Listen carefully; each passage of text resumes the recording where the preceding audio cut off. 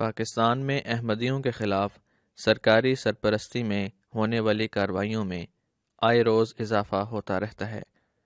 تازہ ترین مثال میں گجرات میں 70 سال سے قائم احمدیہ عبادت گاہ کے میناروں کو پولیس نے مسمار کر دیا۔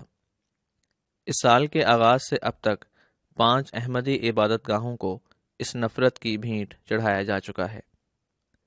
تفصیلات کے مطابق 24 مارچ کو مقامی ڈی ایس پی اور ایس ایچ او ایک ٹیم کے ہمراہ عبادت گاہ کے مینار گرانے پہنچے۔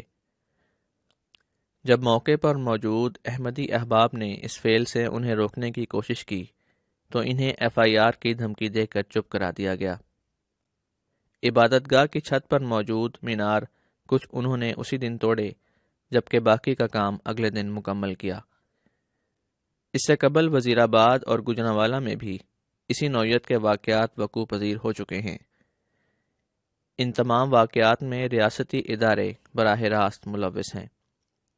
پاکستان میں احمدیوں کے لیے زمین مزید تنگ سے تنگ تر کی جا رہی ہے۔